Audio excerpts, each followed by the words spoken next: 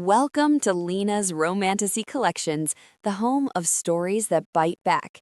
Before we slip into today's story, do me a favor, press that like button and subscribe so you never miss a heartbeat. And don't be a stranger in the dark.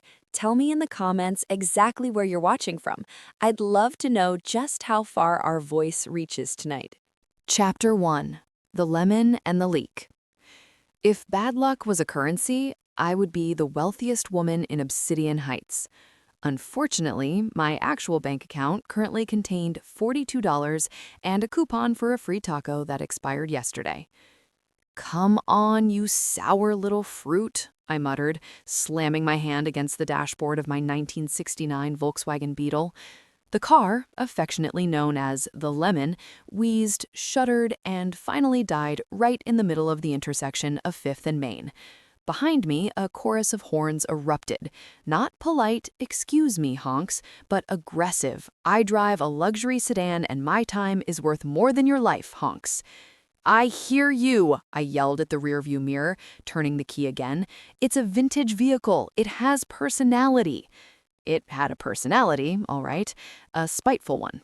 After 3 agonizing minutes, the Lemon coughed back to life, and I puttered toward the edge of town, where the sleek glass skyscrapers of the human financial district gave way to the older brick-and-mortar charm of the artisans' quarter, or, as my boyfriend Sterling called it, the slums. I pulled up to Time and Tide, the vintage watch repair shop my grandfather had left me. It was my pride, my joy, and currently my sinking ship. Literally. As I unlocked the front door, the smell hit me instantly. Damp wood, wet carpet, and the metallic tang of disaster. I flipped the light switch. "No," I whispered, dropping my keys. The heavy storm last night hadn't just watered the plants. A massive section of the ceiling in the back workroom had collapsed. Plaster, sodden insulation, and dirty rainwater covered my workbench. I ran over, my sneakers squelching on the soaked rug. No, no, no! My inventory! The collection of 1920s pocket watches I had spent months restoring, buried. The rare German cuckoo clock waiting for parts, smashed. My phone buzzed in my pocket. It was the contractor, Mike. "Hey Jane, just reminding you that the invoice for the front window repair is overdue. I can't come look at the roof until we settle the tab. $2,500, cash." I cursed the triple net lease I had signed with Mr. Henderson. In exchange for dirt cheap rent, I was responsible for all repairs, structural or otherwise. I sank onto a dry stool, putting my head in my hands. I didn't have $2,500. I didn't have $250. Sterling would help. He always said he wanted to take care of me. But asking Sterling for money came with strings attached, strings that usually involved me wearing things I hated, going to parties I loathed, and listening to him explain why my career was a cute hobby. "I can't ask him," I said to the empty, wet room. "I have my dignity. Somewhere." I began digging through the rubble, hoping to salvage something, anything. I grabbed a box of spare gears I hadn't opened since the move 3 years ago. I dumped it out on the counter. Brass cogs, springs, screws, and a small black velvet box. My breath hitched. The air in the shop suddenly felt very thin. I opened it. Inside sat a ring that looked like it had been forged in the heart of a dying star. Dark, textured meteorite metal with a raw, uncut diamond nestled in the center. It wasn't flashy, it was primal, intense. Jayden's ring. I had meant to leave it on his nightstand the night I ran away. I must have swept it into the box in my panic. 3 years, I whispered, staring at the object that represented the biggest mistake and the best year of my life. I can't keep this. It was worth a fortune. Jayden Thorne didn't buy cheap. But more importantly, looking at it made my chest ache with a specific kind of hollowness I had tried very hard to fill with work and sarcasm. I snapped the box shut. "Sorry, Jayden, but dignity doesn't fix roofs." Chapter 2: The Shark at Grimble's. I didn't go to a reputable jeweler. A reputable jeweler would ask questions. They would ask for papers. They might even recognize the custom work of a Thorne family heirloom. I went to Grimble's Pawn and Exchange. It sat on the uneasy border between the human sector and the lichen territories. The windows were barred, the neon sign flickered with a seizure-inducing strobe effect, and the air inside smelled like stale cigarettes and desperation. Mr. Grimble, a man who looked like a dehydrated tortoise in a polyester vest, peered at me over his spectacles. "I need cash," I said, my voice only shaking a little. "Today." I placed the velvet box on the scratched glass counter. Grimble opened it. His eyebrows shot up toward his receding hairline. He pulled out a jeweler's loop and screwed it into his eye. "Unusual," he grunted. "Meteorite band, rough-cut stone. Where'd a little thing like you get a piece like this?" "Inheritance," I lied smoothly. "My grandmother had very aggressive taste." Grimble hummed, turning the ring over. "It's niche, hard to resell. People want gold, they want sparkle. This looks industrial." "It's custom," I argued, leaning forward. "That diamond is real. The metal alone is worth 5 grand." "To the right buyer," Grimble countered, snapping the box shut. "But I'm taking the risk. I have to find a buyer, it could sit on my shelf for years." He tapped his fingers on the glass. 2,000. "That's robbery," I squeaked. "It's worth 10 times that." "Take it or leave it, sweetheart. I'm running a business, not a charity." My phone buzzed again. Another text from the contractor. "I'm booking jobs for next week, Jane. If you want the roof fixed before the next rain, I need the deposit by noon." I looked at the text. I looked at the ring. If I sold it, I was severing the last tie to Jayden. I was admitting that our past was just currency for my future. It felt dirty. It felt necessary. 2,500, I negotiated desperately, "and you pay me in cash right now." Grimble sighed, acting as if I were twisting his arm. "Fine, 2,500, but don't come back crying when you miss it." He counted out the bills. They were greasy and soft, like they had been in someone's sock. I took them, shoving them into my purse before I could change my mind. "Pleasure doing business," I choked out. I walked out of the shop, the bell jingling cheerfully above my head. The sun was shining, but I felt cold. I got into the Lemon and gripped the steering wheel. "It's just a ring," I told myself. "It's just metal and rock. It doesn't mean anything." But as I drove away, a sleek black sedan pulled out of an alleyway across the street, its tinted windows reflecting the afternoon sun. I didn't notice it. I was too busy trying not to cry over a man I hadn't seen in 3 years. I went straight to Mike the contractor, handed him the cash, and watched him schedule the repair. My shop was saved. My dignity was intact. I hadn't asked Sterling for a dime. So why did I feel like I had just made a catastrophic error? Chapter 3. Seller's Remorse. By 4 o'clock, the guilt was eating me alive. It wasn't just guilt about selling a gift, it was paranoia. Jayden Thorne wasn't just a rich ex-boyfriend. He was the alpha of the Onyx Ridge Pack. He was territorial, possessive. What if he found out? What if he saw the ring in a pawn shop window? The thought of him seeing our engagement ring sitting next to a used chainsaw and a collection of stolen car stereos made me nauseous.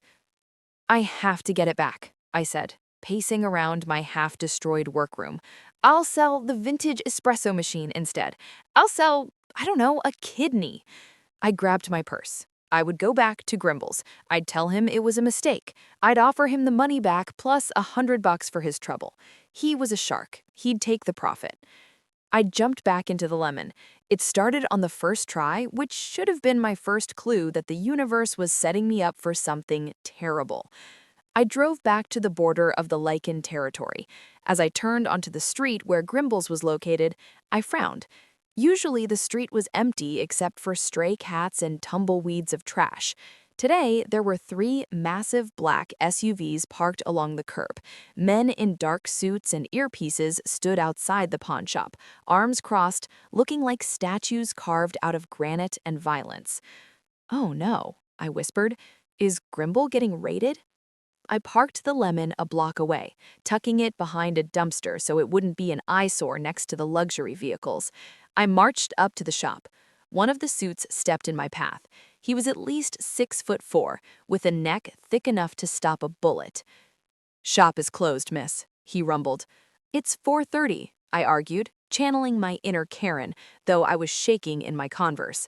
"I just need to speak to Mr. Grimble. I have a return to discuss." The guard looked at me. Then he touched his earpiece. "Target is at the door." "Target?" "Let her in," a voice crackled in his ear. The guard stepped aside, opening the heavy security door for me. My stomach dropped to my knees. Something was wrong. The smell of stale cigarettes was gone, replaced by a scent I hadn't smelled in years. Expensive cologne, crisp mountain air, and something dark, woodsy, and distinctly masculine. Jayden. I froze in the entryway. The pawn shop looked different. The clutter was gone. The shelves were empty. The display cases were wiped clean. And sitting on the main counter, looking completely out of place and yet utterly in command, was Jayden Thorne. Chapter 4. No refunds. Jayden hadn't changed. If anything, time had just made him more. He was bigger than I remembered. His shoulders strained the fabric of a charcoal gray suit that I knew, from my time in his world, cost exactly $12,000. He wasn't wearing a tie, and the top button of his white shirt was undone, revealing a hint of tan skin and the thick cords of his neck. His hair was dark, cut sharp but messy enough to suggest he'd been running his hands through it. And his eyes, those predatory amber gold eyes, were locked on me like a laser sight. Mr. Grimble was nowhere to be seen. "Hello, Jane," Jayden said. His voice was a low baritone that vibrated in the floorboards. It went straight to my spine and shivered there. "Jayden," I squeaked. I cleared my throat. Where's Mr. Grimble?" "Retired," Jayden said calmly. He picked up something from the counter. It was the velvet box. He tossed it in the air and caught it. "I bought him out. Made him an offer he couldn't refuse. He's on his way to Florida." You bought the ring back?" I asked, taking a hesitant step forward. "I bought the shop," Jayden corrected. He gestured around the empty room, the building, the land, the inventory, the debt. He hopped off the counter. The sound of his dress shoes hitting the linoleum was heavy. He walked toward me, slowly, like a wolf stalking a particularly confused rabbit. "Why?" I demanded, my sass overriding my fear. "Because I sold the ring? You're that petty? You bought a whole pawn shop just to prove a point?" "I'm not petty, Jane. I'm thorough." He stopped 2 feet in front of me. He smelled intoxicating. "And I don't like my property being displayed next to secondhand toasters." "It's not your property," I snapped, crossing my arms to hide the fact that my hands were trembling. "I left it. You didn't come for it. Possession is 9/10 of the law." "Is it?" Jayden smirked. That smirk. It was arrogant, infuriating, and devastatingly handsome. "Technically, this ring contains lichen-grade meteorite ore. Selling it to a human vendor without a permit is a federal offense in the supernatural territories. Did you know that?" My mouth opened, but no sound came out. That's a made-up rule." "It's a very real statute," he said smoothly. "I could have the enforcers arrest you right now, trafficking restricted materials." "I needed the money," I blurted. "My roof collapsed. I didn't do it to spite you." Jayden's expression shifted. The smirk vanished, replaced by a sudden, intense seriousness. "You needed money?" "Yes, unlike you, I don't have billions in the bank. I have a leaky roof and a car that runs on hopes and prayers." "You could have called me," he said quietly. "And say what? Hey, ex-fiancé, sorry I dumped you 3 years ago because I was terrified of your world, but can I borrow 5 grand? I laughed, a harsh sound. "I have my pride, Jayden." "Your pride sold my engagement ring to a man named Grimble for $2,500. That ring is insured for $85,000. I choked. "85? You got ripped off, Janie," he said, using the nickname he gave me because I loved ancient history. "Don't call me that," I whispered. "I came to buy it back. I made a mistake." I pulled the envelope of cash out of my purse. "Here, take the money, give me the ring. I'll find another way to fix the roof." Jayden looked at the envelope. He didn't take it. "No," he said. "What do you mean, no? I'm returning the money. Undo the transaction." Jayden leaned down, his face inches from mine. His eyes flared with a sudden golden light. "You sold the ring, Jane. That transaction is done. But since I bought the shop, I acquired all its assets, including the seller's liabilities. I'm not a liability. You walked in here, Jane. You walked back into my territory. You walked back to me." He straightened up, buttoning his $12,000 jacket. "You can't return me, Jane. Store policy. No refunds on alphas." "That is the stupidest thing I have ever heard," I said, though my heart was hammering a frantic rhythm against my ribs. "Store policy? You just bought the place an hour ago." "I make the rules," Jayden said, walking back behind the counter. He placed the ring box into his inner pocket, right over his heart. "And the rule is, you owe me." "I owe you nothing. I gave you the cash." I waved the envelope again.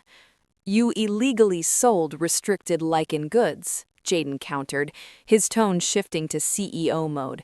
"I am required to report this infraction unless—" "Unless what?" I narrowed my eyes.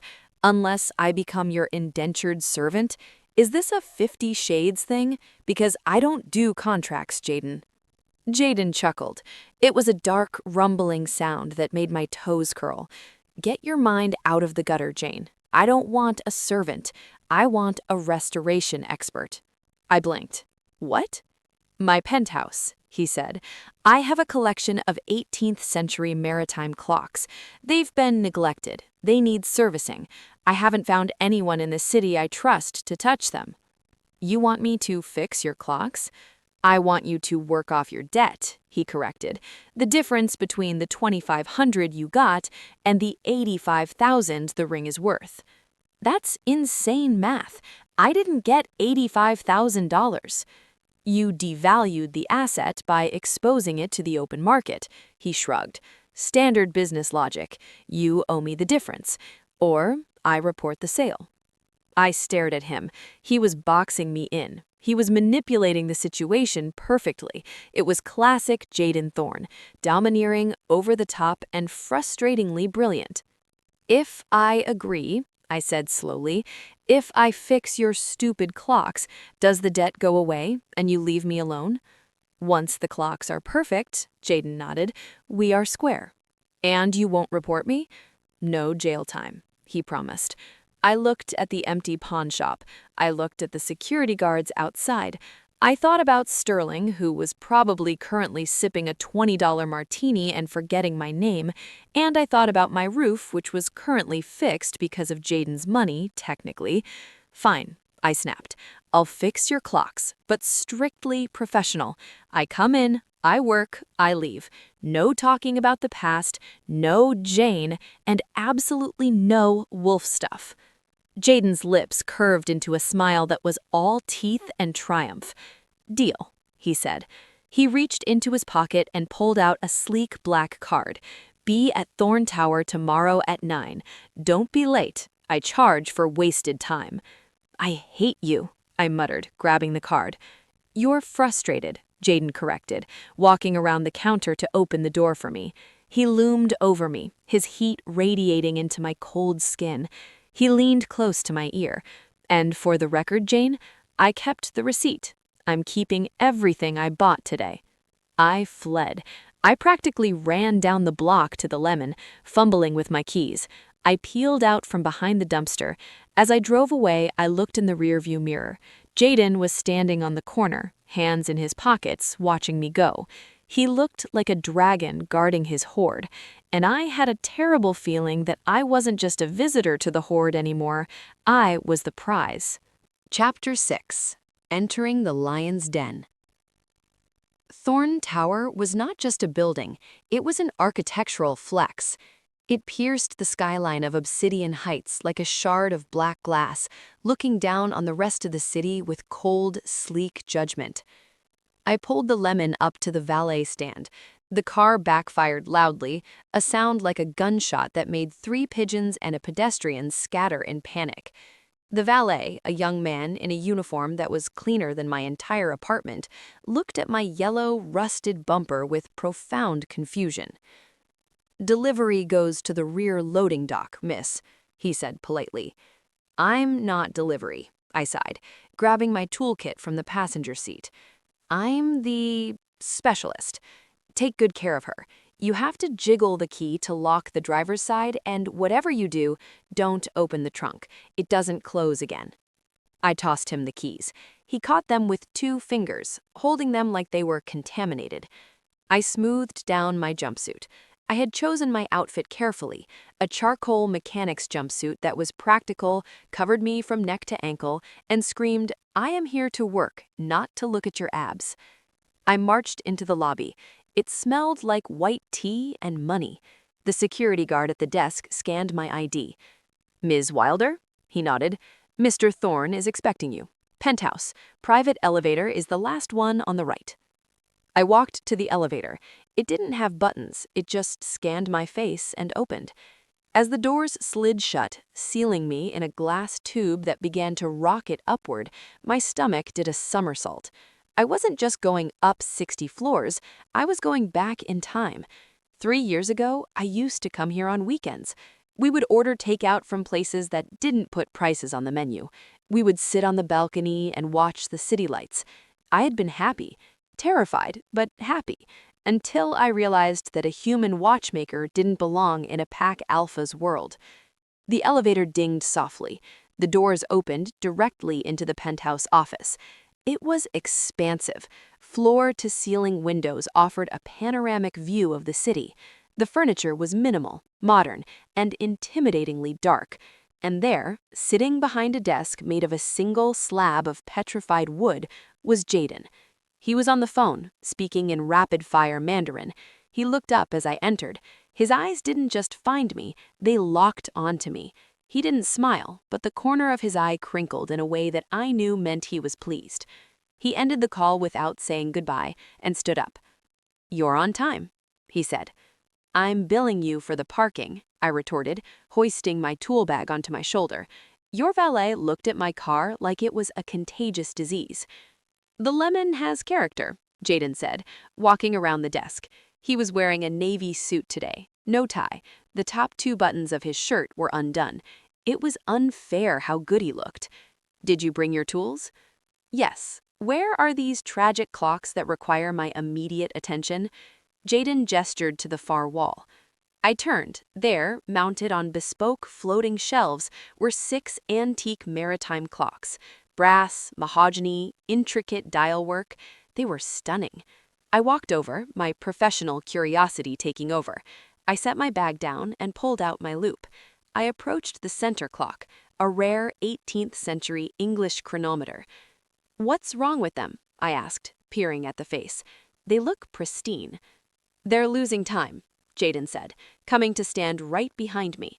He was close. Too close. I could feel the heat radiating off him. I opened the casing of the chronometer.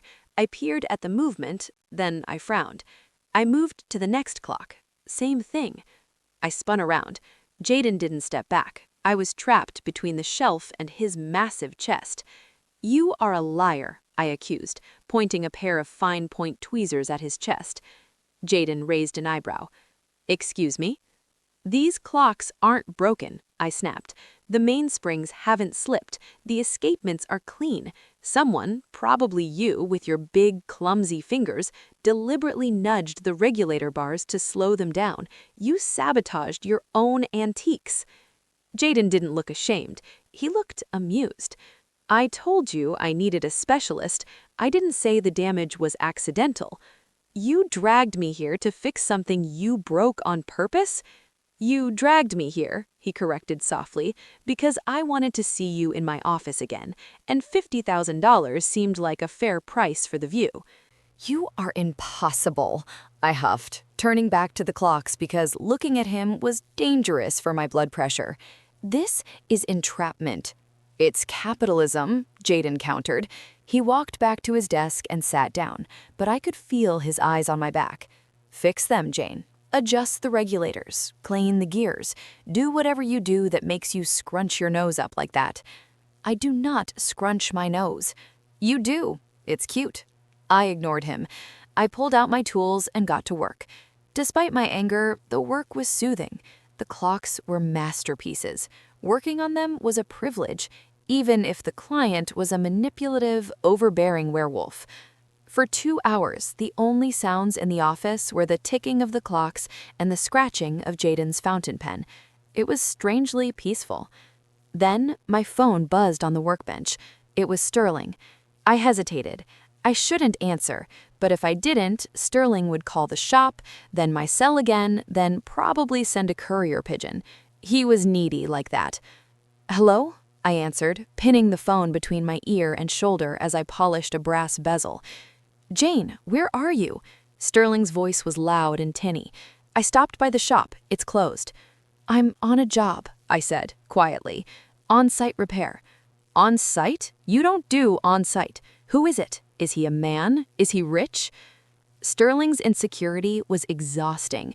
"It's a corporate client, Sterling. Just fixing some lobby pieces. I'll be done later."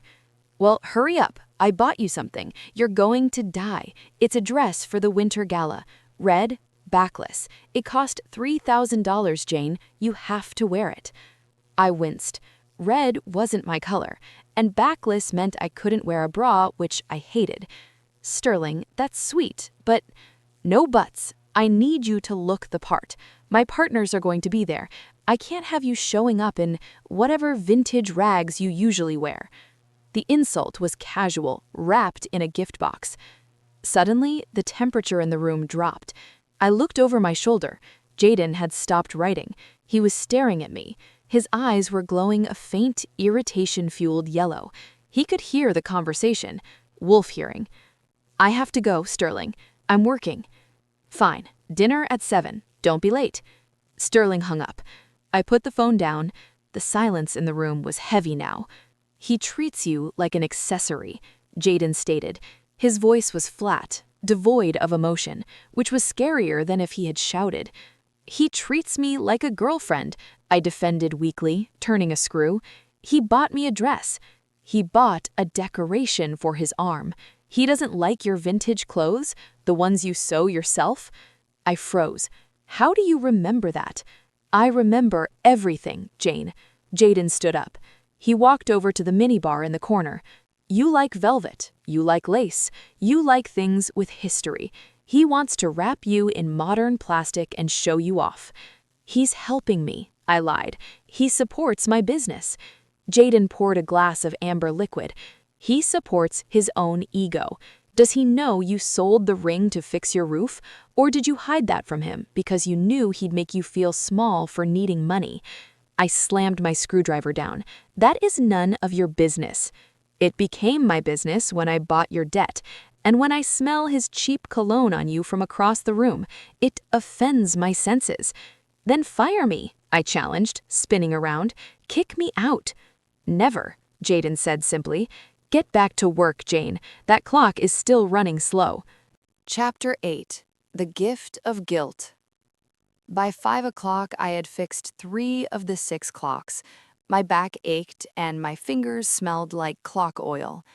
"I'm done for the day," I announced, packing my bag. "Same time tomorrow," Jayden said without looking up from his laptop. I fled the penthouse, feeling like I had just escaped a high-pressure submarine.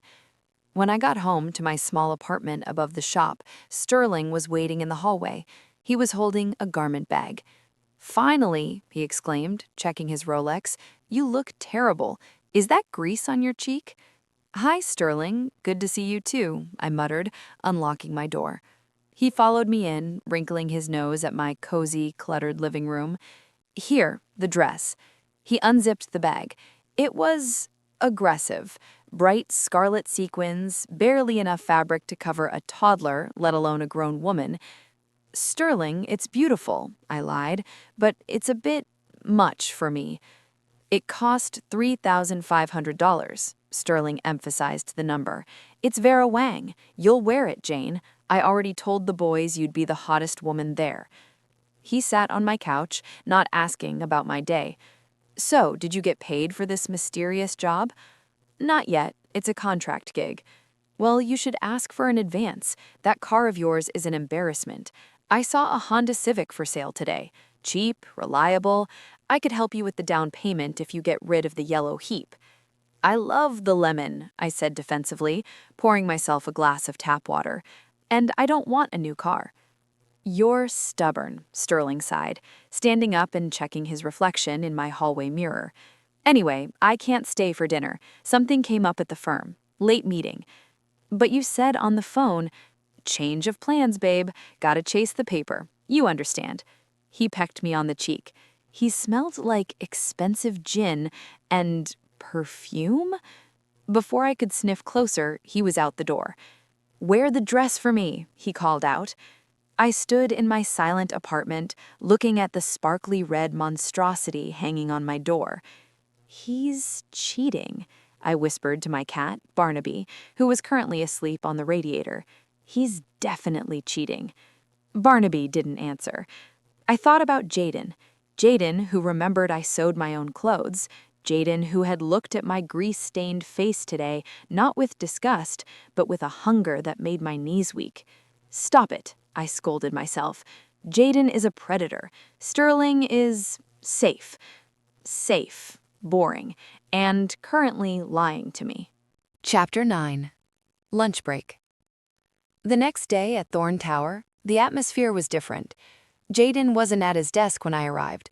He was sitting on one of the leather sofas near the window, reading a physical newspaper. "You're late," he said, folding the paper. "It's 9:02, I rolled my eyes, setting up my station. Traffic. The lemon again? She's temperamental in the humidity, I admitted, opening the fourth clock. I worked in silence for an hour. Around noon, the smell of food wafted through the room. Real food. Garlic, basil, roasted tomato. I tried to ignore it. My stomach growled, loudly. Jayden chuckled. Break time. I brought a protein bar, I muttered. That looks like compressed sawdust, Jayden said, standing up. I ordered lunch, and since I overordered, you have to help me eat it. I hate waste. He gestured to the coffee table. It was laden with takeout containers from Luigi's, my absolute favorite Italian place in the city. The place with the lasagna I dreamed about but could rarely afford. You ordered lasagna? I asked, my resolve crumbling. And garlic knots. And tiramisu. He sat down on the floor, leaning back against the sofa. He patted the rug next to him. Sit, eat. I hesitated. Sitting on the floor with him felt intimate, domestic. I'll eat at the desk, I said. Sit, Jane, he said. His voice dropped into that alpha command tone, not forceful, just compelling, like gravity. I sat, but I kept a safe distance of 2 feet. We ate in silence for a few minutes. The lasagna was heavenly. How is the boyfriend? Jayden asked casually, wiping sauce from his lip with a linen napkin. Fine, I lied. He bought me a dress. Red, sequins, backless, Jayden guessed. I choked on a garlic knot. How did you... I saw the charge. Jayden shrugged. Sterling banks with my firm's private client division. I see large transactions. You stalked his credit card history? I shouted. That is illegal, unethical, creepy. He bought it at 4 p.m., Jayden continued, ignoring my outrage. And then at 7:30 p.m., he bought a diamond tennis bracelet. Did you get a bracelet, Jane? I went cold. No, I hadn't received a bracelet. Maybe he's saving it for a surprise? I whispered, losing my appetite. Maybe, Jayden said. He reached out. His large, warm hand covered mine on the table. His thumb brushed my knuckles. Or maybe he's buying guilt gifts for 2 different women. I pulled my hand away. Why are you doing this? Trying to ruin my relationship? I don't have to ruin it, Jayden said, his golden eyes serious. It's already rotten. I'm just waiting for you to smell the decay. He stood up, towering over me. Finish the lasagna. You're too thin. And get back to work. I want that clock chiming by 3. Chapter 10. The Rescue. I worked late, mostly to avoid going home and thinking about the bracelet. It was nearly 8 when I left Thorn Tower. Outside, the sky had opened up. It was pouring rain, a cold, miserable deluge that turned the streets into rivers. I ran to the lemon, soaking my jumpsuit instantly. I jumped in and turned the key. Click, click, whir. Nothing. No, no, no, not now. I slammed the steering wheel. Come on, Lemon, work with me. I tried again. Dead battery. Or maybe the starter. Or maybe the car had finally just given up the will to live. I sat there, shivering, watching the rain blur the windshield. I pulled out my phone to call Sterling. Hey, this is Sterling. Leave a message. I called again, straight to voicemail. I put my head on the steering wheel, fighting back tears. I was stranded, broke, wet, and my boyfriend was probably giving a diamond bracelet to someone else. Suddenly, headlights washed over my car. A sleek, silver Porsche pulled up alongside me. The window rolled down. It was Sterling. "Jane," he shouted over the rain, "what are you doing sitting there?" "My car died," I yelled back, rolling down my window. "Can you give me a jump or a ride?" Sterling looked at his pristine leather seats. He looked at my soaking wet, grease-stained jumpsuit. "Babe, I can't. I'm on my way to a client dinner. I can't be late. Just call a tow truck. I'll Venmo you the cash." "Sterling, it's pouring." "Just call AAA. Love you." He rolled up his window and sped off, spraying dirty puddle water all over the side of my car. I stared after his taillights, mouth open. You have got to be kidding me. I was about to scream when a massive black SUV pulled up behind me. The headlights were blinding. A door opened. A figure stepped out into the rain. He wasn't wearing a raincoat. He was wearing a gray three-piece suit that cost $5,000. He walked up to my window, the rain plastering his shirt to his chest. He looked furious, not at me, but at the empty street where Sterling had vanished. "I've been following you since you left the tower. I knew that rust bucket wouldn't make it 5 miles. Pop the engine hatch," he ordered. "Jayden, your suit," I cried. "It's ruining the silk." "Pop the hatch, Jane." I pulled the lever. Jayden walked to the back of the Lemon. He lifted the rear engine cover. He stared at the machinery for 2 seconds, then slammed it shut. "The alternator is dead," he shouted. "It won't start." He walked back to my window. "Get out." "I can't leave it here. It's a tow zone." "I'm going to push it." "To where? The shop is 3 miles away." "There's a garage around the corner. Put it in neutral, steer." "Jayden, you can't push a car in dress shoes." He didn't answer. He went to the back of the Lemon. I felt the car jolt. Then, impossibly, it began to move. I steered, stunned. Jayden Thorne, Billionaire Alpha, was physically pushing my rusted Beetle through a rainstorm.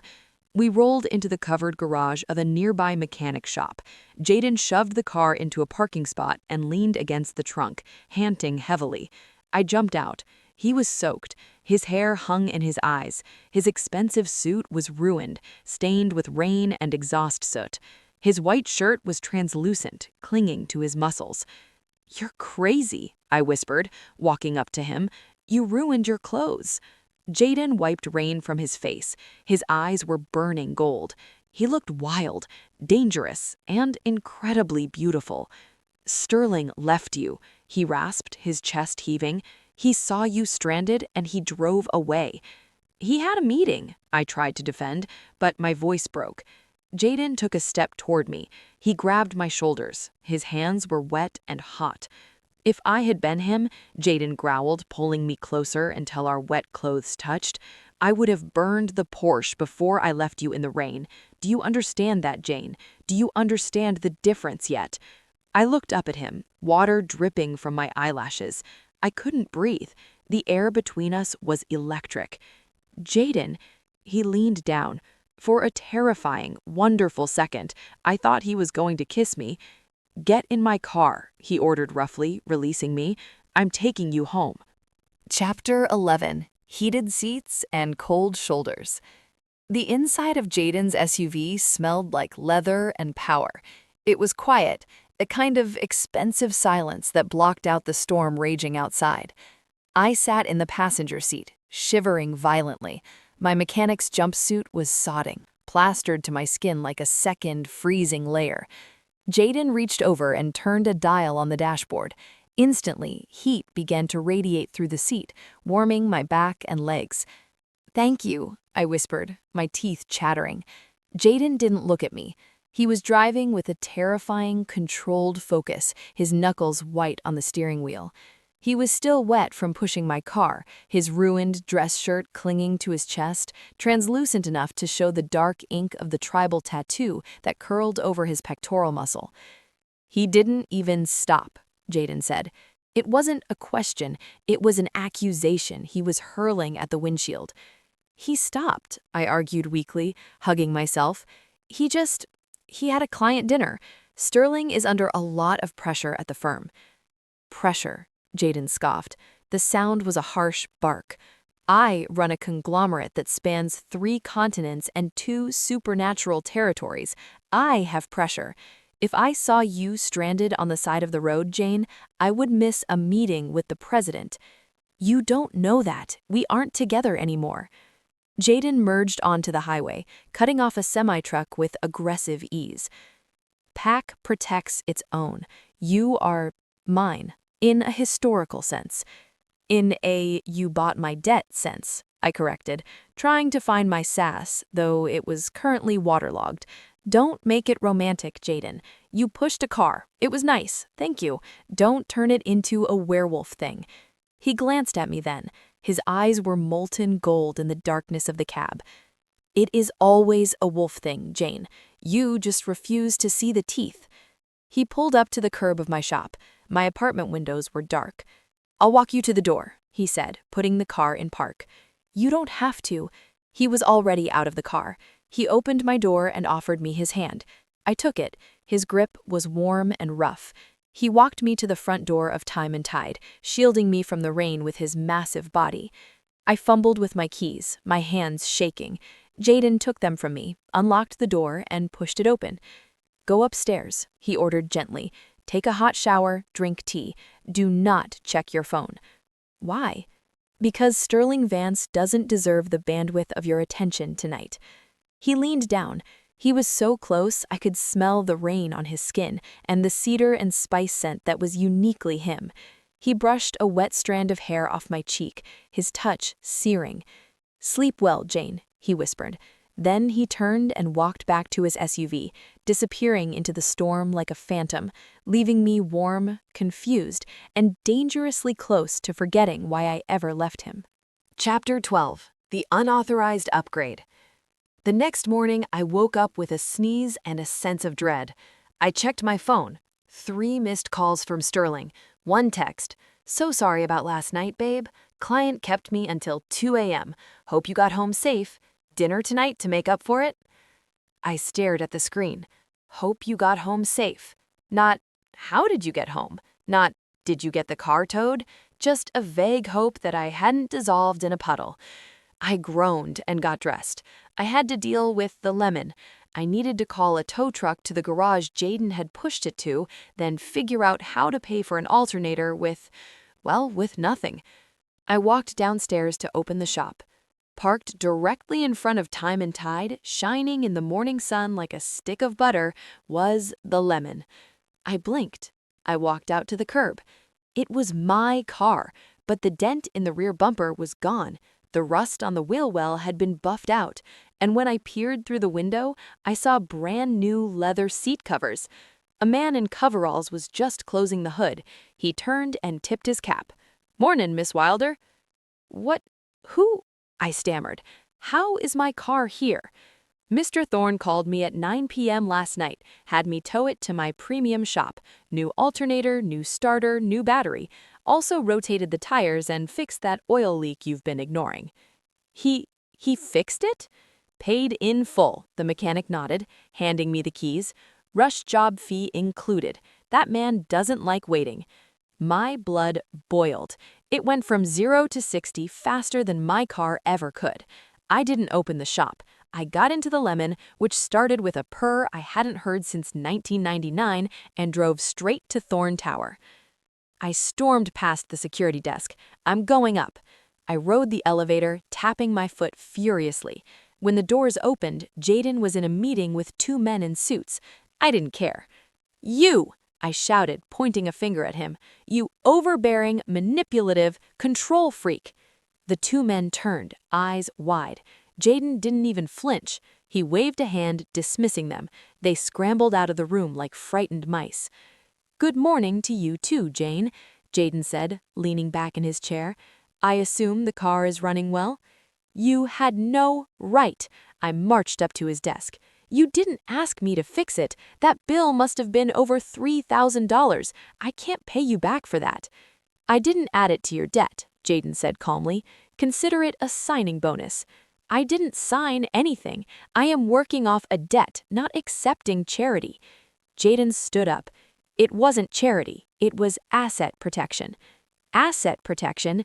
It's a Volkswagen, Jayden, not a stock portfolio." "You are the asset," he growled, walking around the desk. "You drive that death trap to my building every day. If your brakes fail or your engine dies on the highway, I lose my watch restorer. It was a business decision." "Don't give me that corporate garbage." I poked him in the chest. "You fixed it because you think I can't take care of myself. You think I need a big, strong alpha to swoop in and pay my bills." Jayden caught my finger. He held it, his grip firm. "You think," he said, his voice dropping to a rumble, "that you are fighting a war against the world with a plastic spoon, Jane.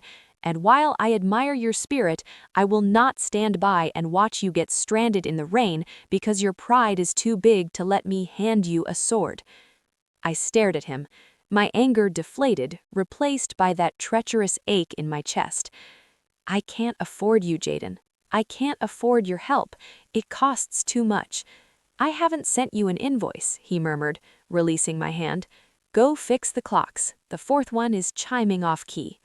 Chapter 13. The Tennis Bracelet. Sterling took me to lunch at Les Jardins. It was the kind of place where a salad cost $40 and the waiters judged your shoes. "I feel terrible about the rain," Sterling said, pouring me sparkling water. "Really, Jane, I was just in the zone. You know how I get." "I know," I said, poking at my overpriced lettuce. "It's fine, Sterling." "I want to make it up to you," he said, reaching into his pocket. My heart skipped a beat. The bracelet. Jayden said he saw a charge for a diamond tennis bracelet. If Sterling gave it to me now, Jayden was wrong. Sterling wasn't cheating. He was just oblivious. Sterling pulled out a small, flat box. "Open it," he beamed. I opened the box. Inside was a pair of cubic zirconia stud earrings. I knew they were cubic zirconia because I worked with jewelry. They were nice. They probably cost $200 at a department store. They were definitely not a diamond tennis bracelet.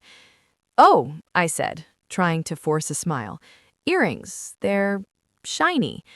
"I thought they'd go with the dress," Sterling said, looking pleased with himself. "For the gala. You are wearing the red dress, right?" Sterling, "About that dress.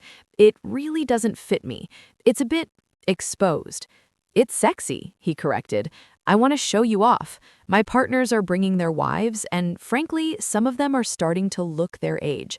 I want to walk in with the youngest, hottest woman in the room." I felt like I had swallowed a stone. "Is that all I am? Eye candy?" "Don't be dramatic," he laughed, checking his phone. "Oh, speaking of the gala, Senator Corvus is bringing his daughter Lydia. She's interning at the firm. Sharp girl." I froze. Lydia Corvus, the senator's daughter. I pulled out my phone under the table. I searched for Lydia Corvus on Instagram. Her latest story, posted 2 hours ago, showed her wrist resting on a steering wheel. Draped over her wrist was a diamond tennis bracelet. The caption read, "Perks of the job, #spoiled." The timestamp matched the purchase Jayden had told me about. I looked up at Sterling, who was waving at a waiter for the check. He wasn't just oblivious. He was calculating. He bought the expensive gift for the woman who could help his career and the cheap gift for the girlfriend he kept around to feed his ego. "Ready to go?" Sterling asked. "Yeah," I said, my voice hollow. "Ready." I didn't break up with him right there. I couldn't. I was too stunned, too humiliated. I needed a plan. and I realized, with a sinking feeling, that the only person who had been honest with me was the wolf I had been trying to escape. Chapter 14. The Sausage Casing. 2 days before the gala, I was in my shop, wrestling with the red dress. I had it on a dress form, trying to let out the seams. It was impossible. The fabric was unforgiving sequins with zero stretch. "Stupid dress," I muttered, accidentally pricking my finger. "Stupid Sterling. Stupid life." The bell above the door jingled. "We're closed," I yelled without looking up. "The sign says open," a deep voice replied. I spun around. Jayden was standing in my shop. He looked monstrously large in the small space, surrounded by ticking clocks and delicate tools. "What are you doing here?" I asked, hiding my pricked finger. "I'm scheduled to be at your tower tomorrow, not today." "I was in the neighborhood," he lied. He walked over to the counter, running a finger along the glass case. "It smells like oil and lavender here." "It's lemon furniture polish," I corrected. "Why are you really here?" Jayden's eyes drifted to the dress form. He grimaced. "What is that?" "That," I sighed, "is the dress Sterling bought me for the winter gala. I'm trying to make it wearable." Jayden walked around the dress form. He looked offended on a spiritual level. "It's a casing. For a sausage. It has no structure, no elegance. It's a piece of red plastic designed to attract magpies." "Well, magpies are Sterling's demographic," I muttered, ripping a seam. "He insists I wear it." "And you do whatever he says?" "I am trying to keep the peace until I figure things out," I snapped. "I saw the bracelet, okay? I saw Lydia Corvus has it. I saw it on Instagram." Jayden went still. The air in the shop grew heavy. "And you are still going to the gala with him?" "Yes," I said, stabbing a pin into the cushion. "Because he thinks I'm stupid. He thinks I'm his little vintage doll who doesn't know the value of anything. I want to look him in the eye when he realizes I'm done." "Revenge," Jayden mused, a slow smile spreading across his face. "I like it." He reached out and touched the cheap fabric of the red dress. "But you cannot wear this, Jane. If you are going to war, you do not wear costume jewelry. You wear armor." "It's too late to get another dress. I have $0. "You have a debt," Jayden reminded me. "Perhaps we can add to the tab." "No more charity." "Not charity," he said, his eyes gleaming. "Strategy. The Onyx Ridge Pack will be at the gala. We have a table." "So?" "So," Jayden leaned in, his voice low, "if you walk in wearing that, you look like Sterling's victim. I want you to walk in looking like a queen. I want you to wear something that makes him realize he never actually owned you." "I don't have anything like that." Jayden reached into his jacket pocket. He pulled out a keycard. "My mother left a storage vault, vintage couture, 1940s silk, 1950s velvet, things that have a soul. Go there, pick something, alter it, make it yours." I stared at the key. Vintage couture, my weakness. "Why?" I asked softly. "Because," Jayden said, turning to the door, "I hate bad tailoring, and I hate seeing my mechanic look cheap." Chapter 15. The Winter Gala. The Obsidian Winter Gala was held at the Grand Hotel, a ballroom dripping in crystal chandeliers and old money pretension. I arrived with Sterling in a limo he had rented to impress his partners. "You didn't wear the red dress?" Sterling said, his voice tight as he looked at me. I wasn't wearing the red dress. I was wearing a 1930s emerald green silk gown from Jayden's vault. I had altered it to fit me like a second skin. It had long sleeves, a plunging back draped in vintage pearls, and a train that pooled like liquid water. It was modest, elegant, and screamed untouchable. "The zipper broke," I lied smoothly.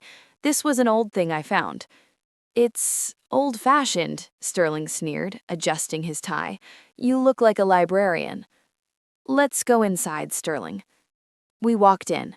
The room was packed. Humans in tuxedos, lichens in even better tuxedos. Sterling immediately abandoned me. "Get a drink, babe. I need to find Senator Corvus." I stood by the ice sculpture, clutching my purse. I saw Sterling beeline for a blonde woman in a silver dress, Lydia Corvus. She was wearing the diamond bracelet. Sterling put his hand on the small of her back. She laughed, touching his arm. I felt sick. Knowing it and seeing it were two different things. Suddenly, the room went quiet. The large double doors at the top of the staircase opened. Jayden Thorne walked in. He wasn't alone. He was flanked by his beta and gamma, two terrifyingly large men. But no one looked at them. They looked at Jayden. He was wearing a black tuxedo that fit so perfectly it should have been illegal. He radiated power, pure, unadulterated alpha power. The humans in the room didn't know what he was, but they instinctively moved out of his way. He paused at the top of the stairs. His golden eyes scanned the crowd. He wasn't looking for the senator. He wasn't looking for the bar. He found me. From across the ballroom, our eyes locked. He didn't smile, he just nodded, a microscopic acknowledgement. "I see you. I am here." Then he began to descend the stairs, the crowd parting like the Red Sea. Sterling reappeared at my side, flushed with champagne. "Jane, did you see? Jayden Thorne is here, the billionaire. I need to introduce myself. Maybe I can pitch him the portfolio." "Sterling, don't," I warned. "He's not interested." "Nonsense, I'm a shark," Sterling boasted, grabbing my arm. "Come on, you can be the pretty face that breaks the ice." He dragged me toward Jayden. Jayden had stopped near the center of the room. He was holding a glass of whiskey, looking bored as people tried to talk to him. "Mr. Thorne," Sterling called out, shoving past a waiter. "Vance Investments, huge fan of your work in the tech sector." Jayden turned. He looked at Sterling. Then he looked at Sterling's hand gripping my hand. His eyes narrowed. The gold in his irises flared brighter. "Vance," Jayden said. His voice was cold enough to freeze the champagne in the glasses nearby. "Vance and Miss Wilder?" "Oh, you know Jane?" Sterling asked, surprised. "She's she's with me." "Is she?" Jayden asked. He took a sip of whiskey, his gaze never leaving my face. "She looks far too valuable for your portfolio, Vance."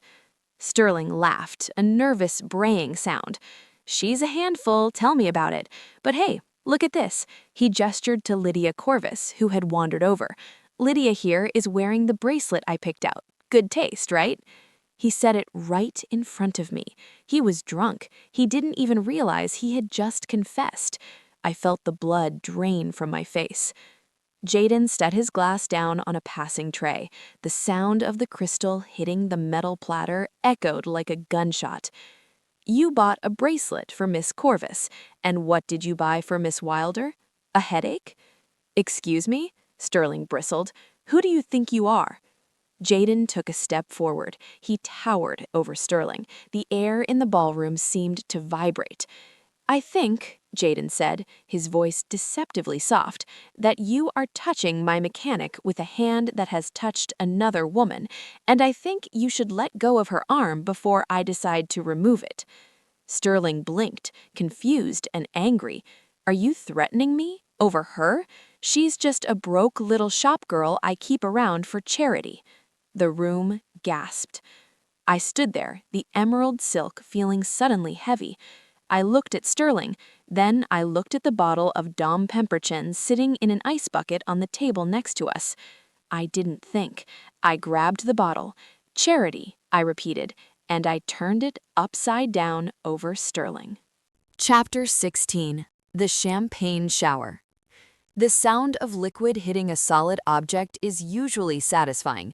The sound of a $300 bottle of vintage Dom Perignon hitting Sterling Vance's professionally gelled hair was transcendent. The ballroom went silent. Even the string quartet stopped playing mid-note. I held the empty bottle upside down, watching the expensive golden liquid drip off Sterling's nose, soak his tuxedo collar, and ruin his ego. "You Sterling sputtered, wiping champagne from his eyes. His face turned a shade of purple that clashed horribly with the decor. "You crazy bitch." He raised his hand. It was a reflex, a flash of anger from a man who had never been told no in his life. He lunged at me, his palm open, aiming for my face. I flinched, bracing for the impact. It never came. There was a blur of black movement, a rush of air, and then a sound that made every wolf in the room stiffen, a low, subsonic growl that vibrated in the floorboards. Jayden was there. He hadn't shifted, but he might as well have. He stood between me and Sterling, his back to me, a wall of pure, unadulterated aggression. His hand had shot out and caught Sterling's wrist mid-swing. Jayden didn't look like a CEO anymore. He looked like death in a bespoke suit. His grip on Sterling's wrist was tight enough that I could hear the bones grinding together, even over the gasps of the crowd. "Let go," Sterling shrieked, dropping to his knees as Jayden applied pressure. "You're breaking it." Jayden leaned down. His voice wasn't a shout. It was a whisper, cold and terrifyingly calm, amplified by the sudden silence of the room. "You touched what belongs to the pack," Jayden said, his golden eyes burning with a violence that promised bloodshed. "Pray I only take the hand." "Jayden," I whispered, reaching out to touch his back. His muscles were rock hard, trembling with the effort to hold back his wolf. "Don't! He's not worth the dry cleaning bill." Jayden froze. He turned his head slightly, acknowledging my voice. The gold in his eyes dimmed just a fraction. He looked back at Sterling, who was now weeping, snot and champagne mixing on his face. "Get out," Jayden commanded. He released Sterling's wrist with a shove that sent the man sprawling onto the marble floor. "If I see you near her again, Vance, I will buy your firm just to fire you, and then I will hunt you." Sterling scrambled up, cradling his wrist, and ran. He didn't look at me. He didn't look for Lydia Corvus. He just ran. Jayden straightened his jacket. He turned to me. The violence vanished, replaced by a concern so intense it made my knees weak. He reached out and took the empty champagne bottle from my hand, setting it on a waiter's tray. "That was a vintage year," he noted dryly, though his eyes were scanning me for injuries. "A waste of good alcohol." "I was called Charity," I said, my voice shaking as the adrenaline crashed. "He is a fool," Jayden said. He offered me his arm. "Come. This party is boring, and you have champagne on your shoes." I took his arm, and as we walked out, heads turned, whispers followed us, but I didn't care. For the first time in years, I felt completely, terrifyingly safe. Chapter 17. The Getaway. Jayden didn't take me to the valet stand. He led me out a side exit to a private loading zone where a sleek, black, armored SUV was waiting. He opened the door for me, helping me inside with a gentleness that was at odds with the violence he had just displayed. He got into the driver's seat and peeled out of the lot, leaving the Grand Hotel and my past life in the rearview mirror. I sat in the passenger seat, staring at my hands. I started to laugh. It was a hysterical, bubbly sound that I couldn't stop. "I poured a bottle on him," I wheezed. "In front of the senator, in front of everyone." "It was majestic," Jayden said, glancing at me. The angle of the pour was perfect, maximum coverage. "I'm homeless," I realized, the laughter turning into a sob. "He knows where I live. He knows the passcode to the alarm. I can't go back there tonight. He's angry and drunk." "You are not homeless," Jayden said firmly, "and you are not going back there tonight." "Where are we going?" "Thorn Tower," he said. "My territory, my security. Sterling Vance wouldn't get within a 3-block radius without triggering a perimeter alarm." "I can't stay with you," I argued weakly, wiping a tear. "That's crossing a line. I'm just your employee, your debtor." Jayden slammed on the brakes at a red light. He turned to me, his expression fierce in the glow of the dashboard lights. "Stop it," he growled. "Stop pretending we are strangers. Stop pretending you are just a mechanic and I am just a client. You are my mate, Jane. You ran away, yes. You sold the ring, yes. But you never stopped being mine." "We aren't mated," I whispered. "I broke the engagement." "A piece of paper doesn't break a bond," he said, shifting gears as the light turned green. "And tonight you proved it. You didn't call the police. You didn't call a friend. When you were scared, you looked for me." I fell silent. He was right. Across that crowded ballroom, he was the only anchor I had looked for. "I'm sorry about your suit," I said, after a long silence. Again. Jayden chuckled, the tension breaking. "I have others. Besides, watching you defend your dignity was worth more than a tuxedo." He reached across the console and took my hand. He didn't let go until we pulled into the underground garage of the tower. Chapter 18. The Penthouse. The penthouse was quiet and dark, the city lights below acting as the only illumination. Jayden flipped a switch, and the warm, amber recessed lighting glowed to life. "You look exhausted," he said, taking my coat. "I feel like I went 12 rounds with a heavyweight," I admitted, kicking off my heels. "Emotional hangover imminent. I'll get you some water and clothes. You can't sleep in that gown, as stunning as it is." He disappeared into his bedroom. I stood in the middle of the massive living room, hugging my arms. I felt small here, exposed. This was the wolf's den, and I had walked right back into it. Jayden returned holding a folded stack of fabric. "T-shirt," he said, handing me a soft, black cotton shirt. "And sweatpants. They have a drawstring, so they should stay up." "Thank you." "The guest room is down the hall, second door to the left. It has an ensuite bathroom. There's a new toothbrush in the drawer." I looked at him. "You keep spare toothbrushes?" "I keep necessities for contingencies," he said. "Go change. I'll make tea." I went to the guest room. It was beautiful, impersonal, and smelled faintly of him. I stripped off the emerald gown, hanging it carefully. I washed my face, scrubbing off the makeup and the stress. When I put on his t-shirt, it engulfed me. It smelled like cedar and rain. It smelled like safety. I buried my nose in the collar for a second, inhaling him before stopping myself.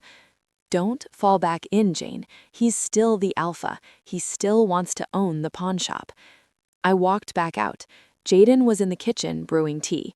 He had taken off his jacket and tie, sleeves rolled up to his elbows. He handed me a mug. "Chamomile and honey." "You remembered." I smiled sadly. "I told you," he said, leaning against the counter, sipping his own drink, whiskey, neat. "I remember everything." "Jayden," I started, tracing the rim of the mug.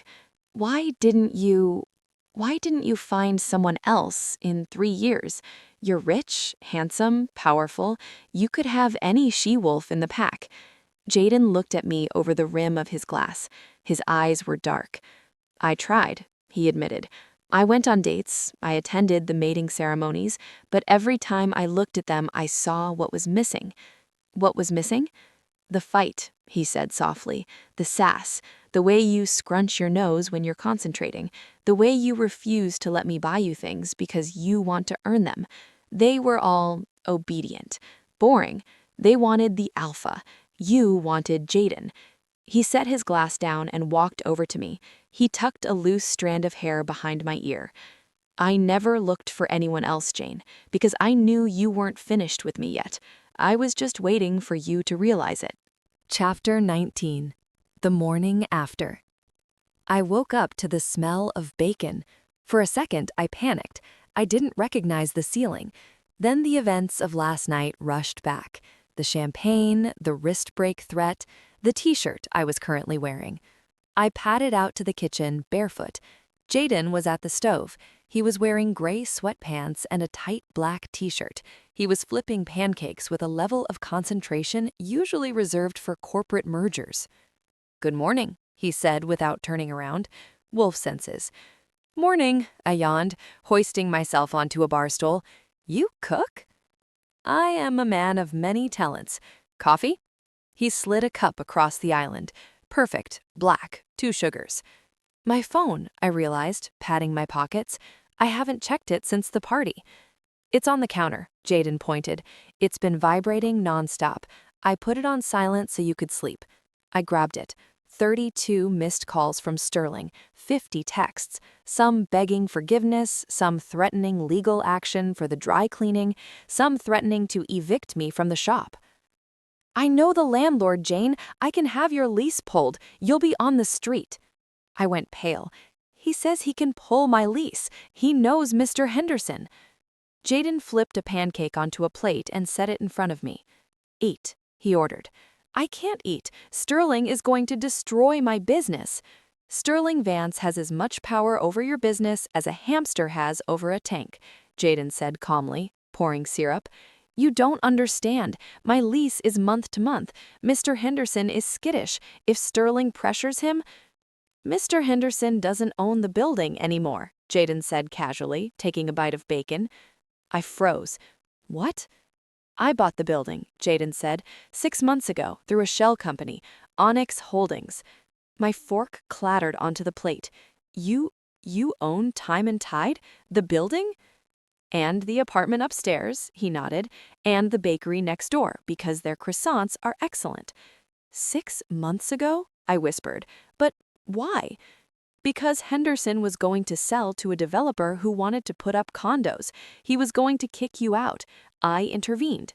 You saved my shop, I said, stunned. And you didn't tell me? If I had told you, Jayden looked at me, his expression unreadable, you would have packed up and moved out of spite. You would have said you didn't want my charity. He paused, running his hand through his hair. Why do you think I sent 3 different maintenance crews to inspect the roof last month? The ones you yelled at and turned away because you didn't order any service. My mouth dropped open. Those were your guys? I thought they were scammers. They were the best structural engineers in the city, Jayden sighed, and because you wouldn't let them in, the roof collapsed. I had to watch from a distance, terrified, while you sat under rotting beams I wasn't allowed to fix. So you just became my landlord secretly? I became your silent partner. And before you ask, the $2,500 you paid Mike for the roof, it's already been credited back to your rent account. I wasn't about to let you pay for my building's maintenance. Those random, wealthy clients who started bringing you expensive watches to fix last year, my associates.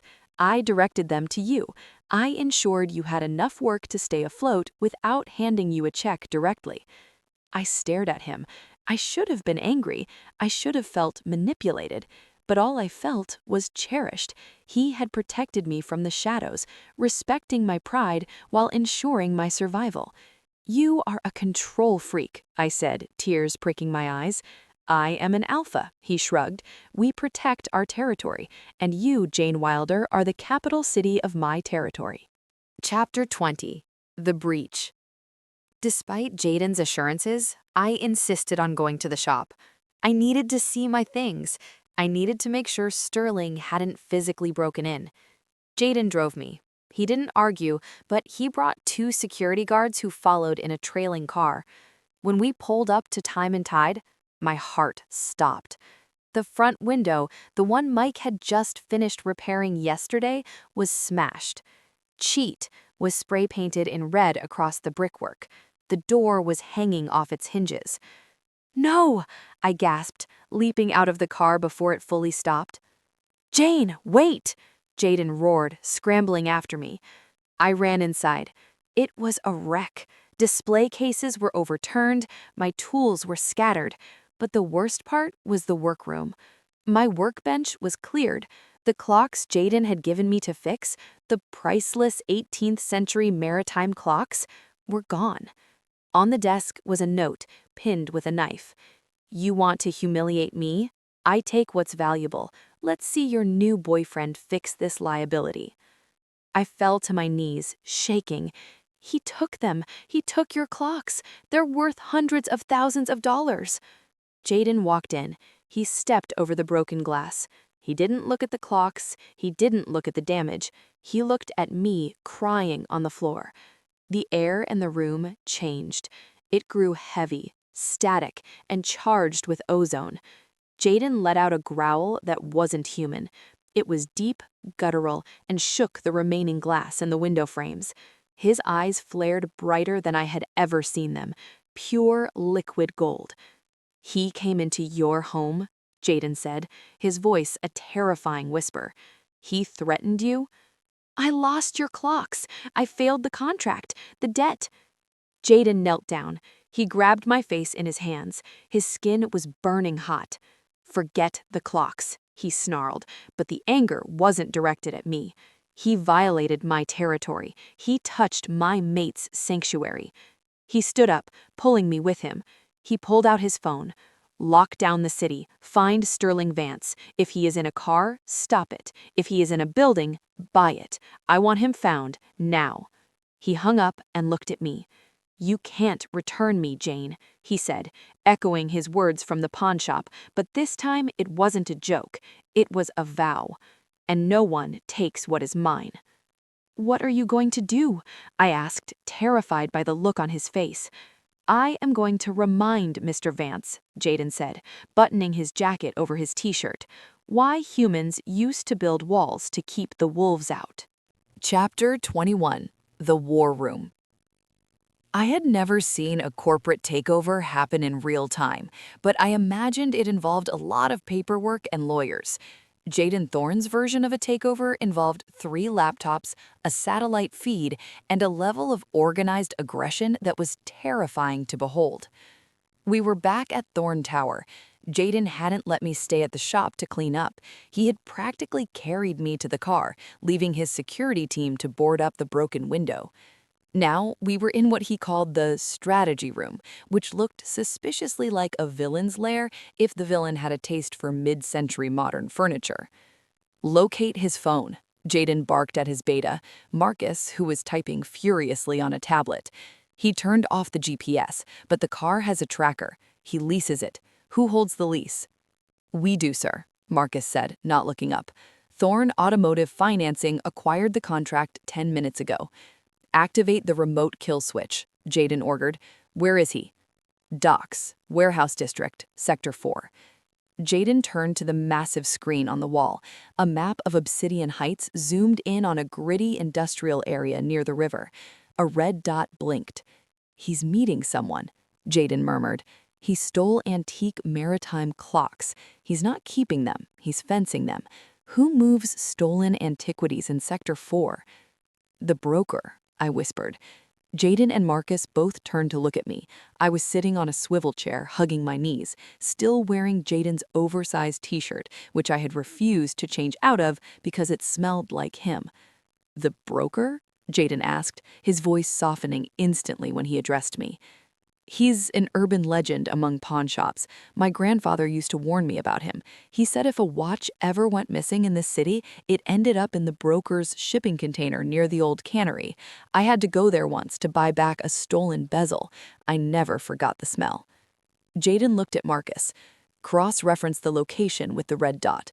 Marcus typed, "It's a match. The car is parked directly outside the cannery." Jayden's smile was not a happy one. It was the smile of a wolf who just realized the sheep locked itself in the oven. "You are staying here," Jayden told me, grabbing his jacket. "No," I stood up. "Those are my responsibility. I signed the contract to fix them. I lost them. I'm coming." "Jane, it's dangerous. The broker is not a nice man." "Neither are you," I countered, walking up to him. I grabbed the lapels of his jacket, "and neither am I when someone messes with my livelihood. Sterling broke my window. He spray-painted my wall. I want to see him squirm." Jayden looked down at me. He scanned my face, looking for fear. He found only anger. "God, I missed you," he breathed, a sudden, fierce, intense look in his eyes. He leaned down and kissed my forehead hard. "Fine. But you stay behind me. If I say run, you run. If I say duck, you duck. If I say close your eyes, you do it immediately, because it means I'm about to do something that will void my insurance policy." "Deal," I said. Chapter 22. The Transaction. The warehouse district smelled like dead fish and diesel. Jayden parked the SUV a block away. We moved on foot, flanked by Marcus and two other guards who moved so silently they might as well have been shadows. We reached the old cannery. Inside, under the hum of flickering halogen lights, stood Sterling Vance. He looked frantic. He was sweating through his suit, pacing back and forth in front of a rusted shipping container. He stopped beside a heavy cardboard box, my box from the shop, that was resting on a rusted oil drum. A metal door hissed open. A small, oily man with spectacles emerged, the broker. Sterling set the box on a barrel. He pulled out the 18th century chronometer. My heart pinched seeing him handle it with his greasy fingers. "It's solid brass," Sterling stammered. "Museum quality, worth 50 grand at least." "It's stolen," the broker noted, picking it up. "I can smell the heat on it." "I just need quick cash. I need to leave town for a few days. Just give me 10 grand for the lot." 10 grand, the broker laughed. "I'll give you 2 and a bus ticket." 2? Are you crazy? Do you know who I am? "I know you are a desperate little man," the broker sneered. "He is a dead man," a voice boomed from the shadows.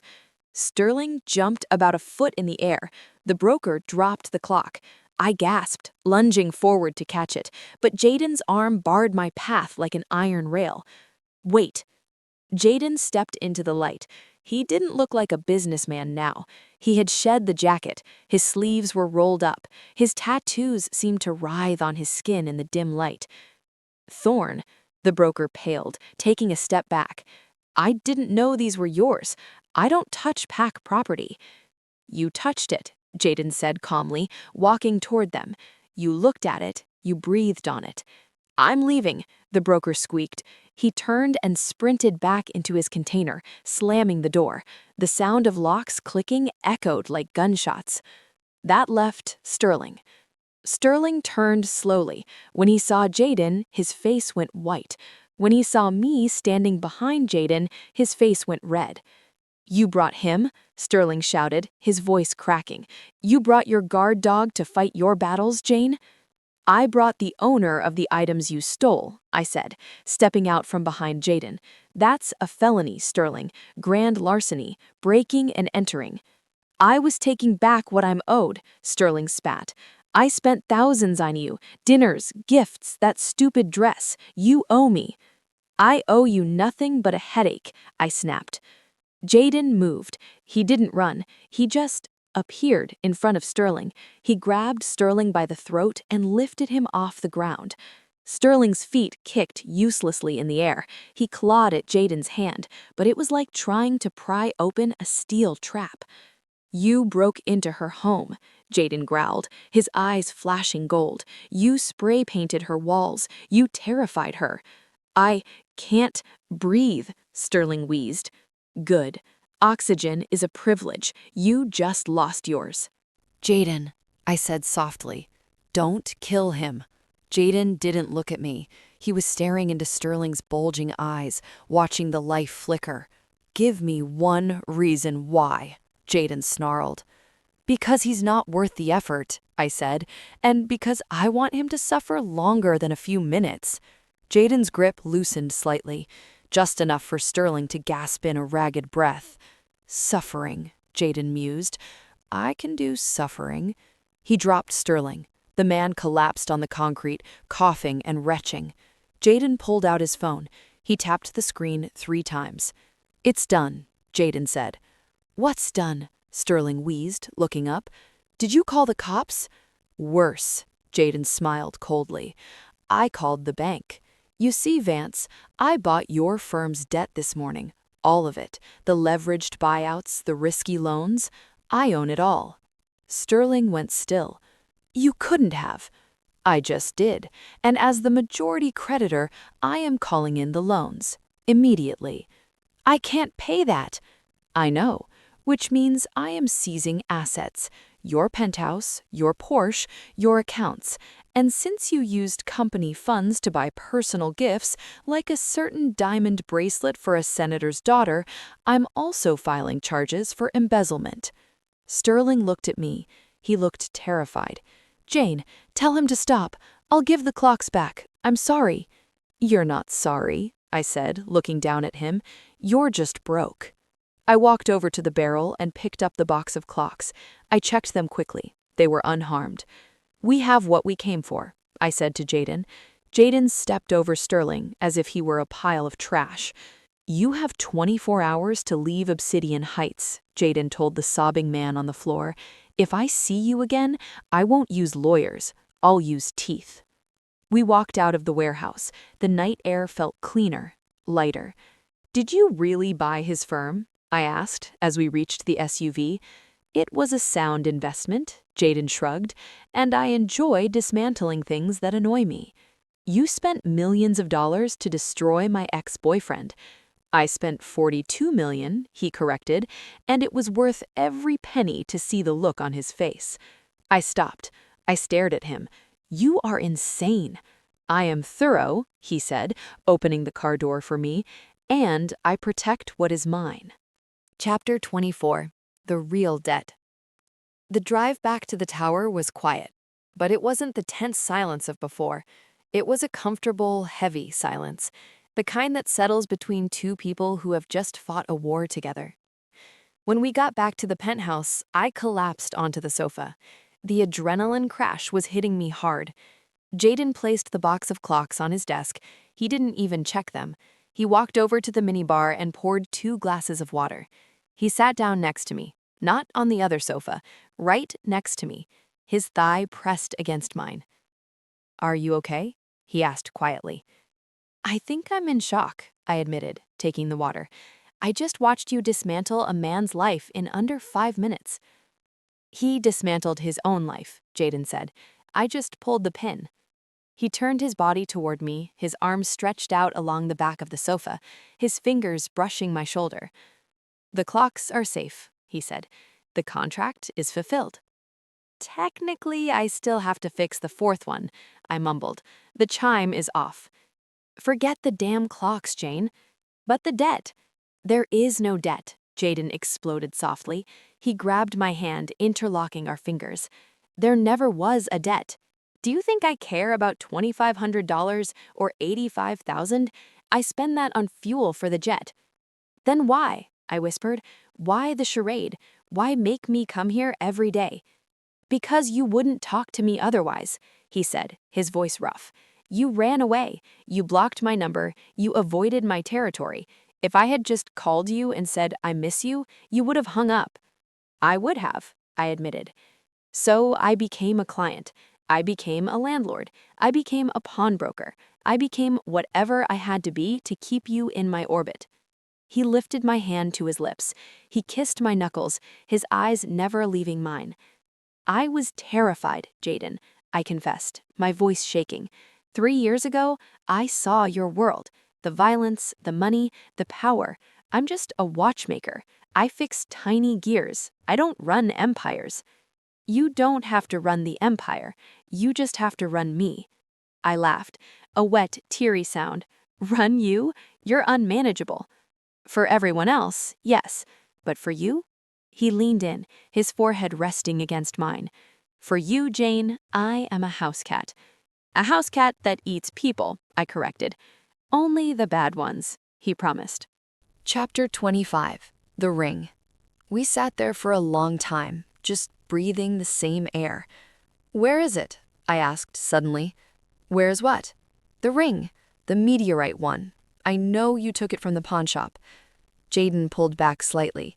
He reached into his pocket, the inner pocket, over his heart, and pulled out the black velvet box. He placed it in my hand. "It's yours," he said. "It was always yours." I opened the box. The raw diamond glinted under the penthouse lights. It looked heavy, ancient. "I didn't sell it because I didn't love you," I said, staring at the stone. "I sold it because looking at it hurt too much. It reminded me of everything I walked away from." "And now?" Jayden asked. His voice was guarded, tight. "Does it still hurt?" I took the ring out of the box. I felt the cold metal warm up against my skin instantly, reacting to my body heat. "No," I whispered. "It feels inevitable." I didn't put it on my finger, not yet. I placed it in his palm. Jayden looked down at the ring, then up at me. He looked confused, hurt. "Jane, put it on me," I said softly. Jayden's eyes widened. The gold flared, bright and blinding. His hand shook slightly as he pinched the ring between his thumb and forefinger. "Are you sure?" he rasped. "If I put this on you, Jane, you don't get to run again. I won't let you. I will chase you to the ends of the earth." "I know," I said. "I'm tired of running. My car can't handle the mileage anyway." He laughed, a sound of pure relief. He slid the ring onto my finger. It fit perfectly. It felt like a lock clicking into place. He didn't let go of my hand. He pulled me toward him. I scrambled onto his lap, straddling him. "You are trouble," he growled, wrapping his arms around my waist. "I'm your trouble," I countered. He kissed me. It wasn't gentle. It was 3 years of hunger, anger, and longing crashing together. He tasted like whiskey and victory. His hands roamed over my back, claiming every inch of me through the cotton t-shirt. "Mine," he growled against my mouth. "Yours," I agreed. The debt was paid, the shop was safe, and the wolf finally had his mechanic back. But I knew this wasn't the end. With Sterling desperate and exiled, and the pack watching, the real trouble was probably just beginning. Chapter 26. The $1 billion Walk of Shame. Most people do the walk of shame in last night's clothes, trying to avoid eye contact with doormen. I did the walk of shame wearing a $300 oversized t-shirt belonging to a billionaire werewolf, flanked by 2 security guards who looked like they ate concrete for breakfast. "This is unnecessary," I hissed at Jayden as we stood in the private elevator of Thorn Tower. "It is protocol," Jayden replied, adjusting his cufflinks. He looked sickeningly fresh, wearing a navy pinstripe suit that likely cost $6,000. Meanwhile, my hair looked like a bird's nest that had been through a wind tunnel. "Protocol for what? Dating the boss?" "Protocol for the future alpha female," he corrected smoothly. "You have a target on your back now, Jane. You humiliated Sterling Vance publicly. Desperate men do stupid things, and the pack is curious."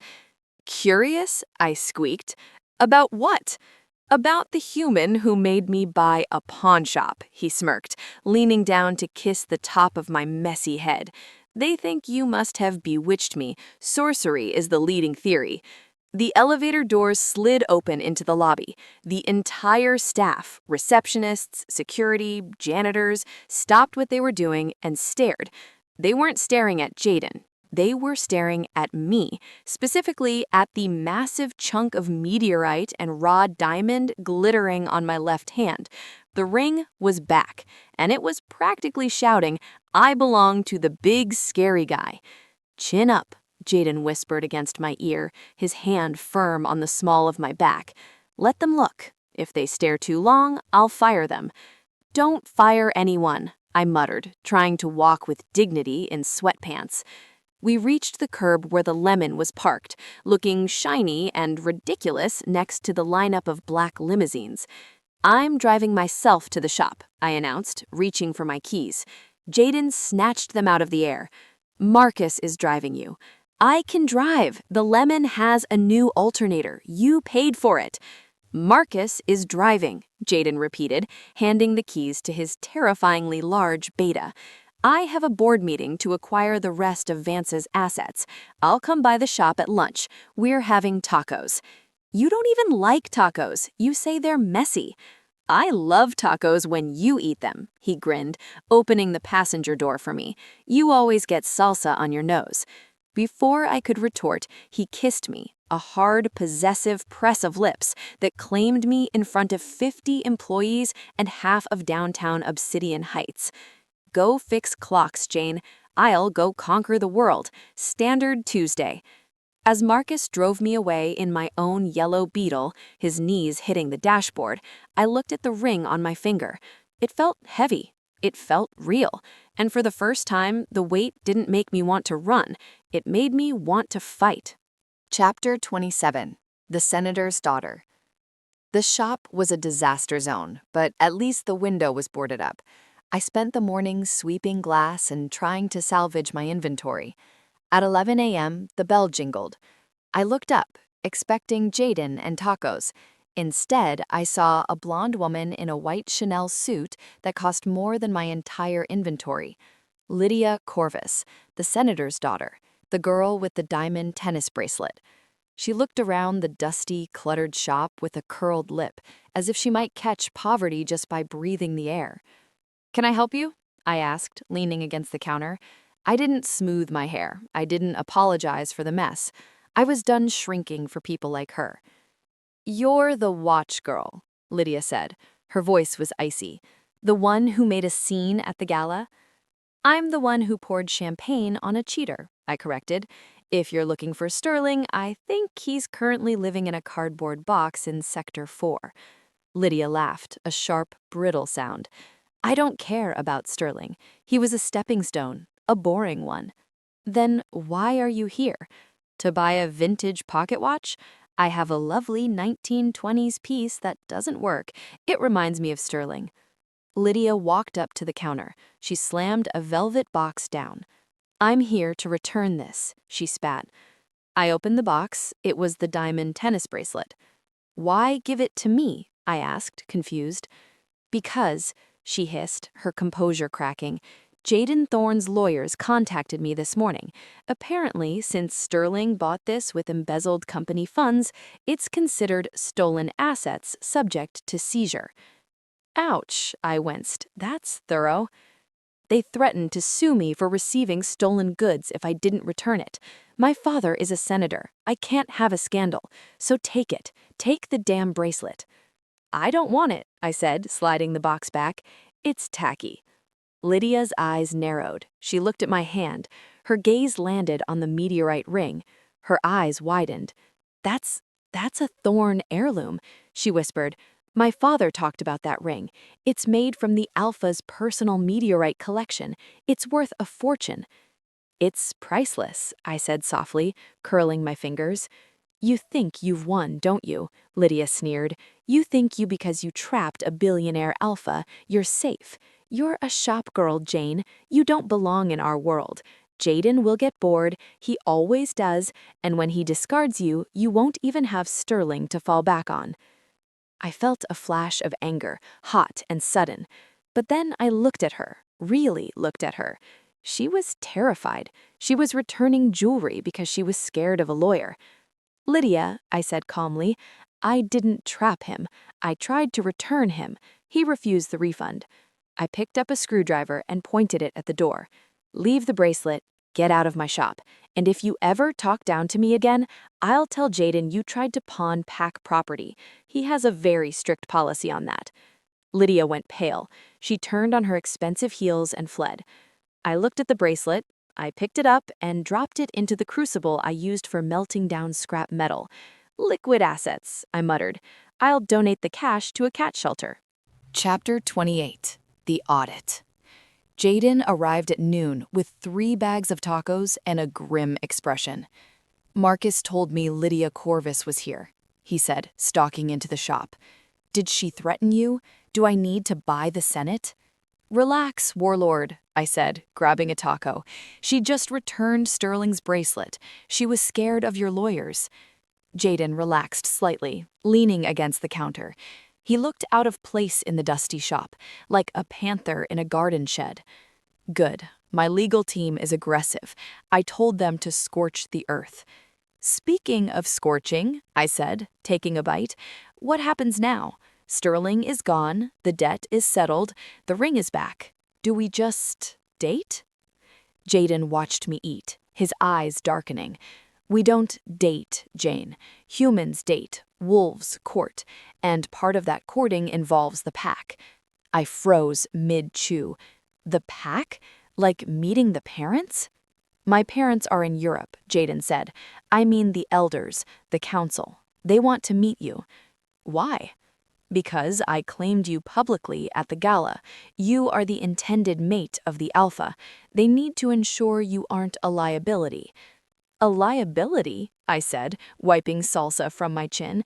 I run a small business, I pay my taxes, I have zero criminal record, except for that time I accidentally sold lichen goods to a pawn shop. It's not about your record, Jayden sighed, walking over to me. He used his thumb to wipe a crumb from my lip. The touch sent a jolt of electricity straight to my toes. It's about your strength. Being the alpha female isn't just about wearing pretty dresses. It's about holding the line when I can't. They want to see if you crack under pressure. I survived dating Sterling for 2 years, I deadpanned. I can handle a few grumpy old werewolves. Jayden chuckled, but his eyes remained serious. They aren't grumpy, Jane. They are ancient, and they don't like change. Dinner is tonight at the tower. Tonight? I have nothing to wear. My emerald dress is dirty. Wear what you want, Jayden said, pulling me into his arms. Wear the jumpsuit. Wear a potato sack. If anyone looks at you with anything less than absolute respect, I will remind them who sits at the head of the table. You're scary when you're protective, I whispered, resting my head on his chest. I'm necessary, he corrected. Sterling Vance is still out there, Jane. I froze his accounts, but desperate men find shadows to hide in. Until he's in custody, the pack needs to know you are under my protection. Sterling is a coward, I dismissed. He's probably crying in a motel room. Cowards are the most dangerous kind of enemy, Jayden said, because they strike when your back is turned. Chapter 29. Dinner with the Wolves. The dinner was held in the private executive dining room of Thorn Tower. The table was mahogany, 20 feet long, and seated 12 people. 10 of them were geriatric werewolves. They didn't look like monsters. They looked like board members. Expensive suits, gray hair, manicured nails. But their eyes were predatory. They watched me walk in with Jayden like I was an appetizer. This is Jane Wilder, Jayden announced, not letting go of my hand. He pulled out the chair to his right, the seat of honor. My mate. Intended mate, a woman with silver hair corrected sharply. The bond is not sealed until the bite. I instinctively touched my neck. The bite, right, werewolf stuff. It will be sealed when she is ready, Jayden growled, sitting down. The temperature in the room dropped 10 degrees. The dinner was an interrogation, disguised as a meal. Miss Wilder, an elder named Elias asked, cutting his steak with surgical precision. I understand you repair clocks, a quaint profession. Does it pay well? It pays enough to keep my dignity, which is priceless, isn't it? Jayden hid a smile behind his wineglass. And your lineage? The silver-haired woman asked. Any lichen blood? Strictly human. Type O negative. No fur allergies, though. A few of the younger wolves chuckled. The elders did not. The position of alpha female requires ruthlessness, Elias said, looking at me with disdain. Jayden has many enemies. If someone held a knife to your throat to get to him, what would you do? The table went silent.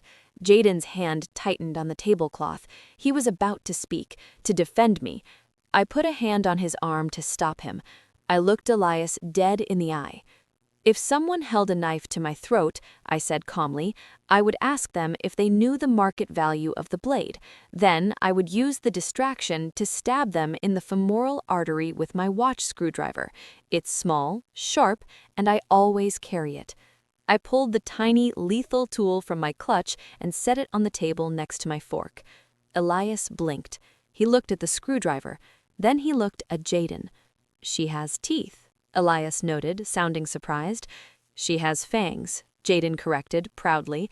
She just keeps them in her purse. The tension broke. The silver-haired woman actually smiled. Well, at least she isn't boring. We survived the dinner, but as we were leaving, Marcus the beta pulled Jayden aside. His face was pale. Alpha, Marcus whispered, but I heard him. We found Sterling's car. Where? Asked Jayden.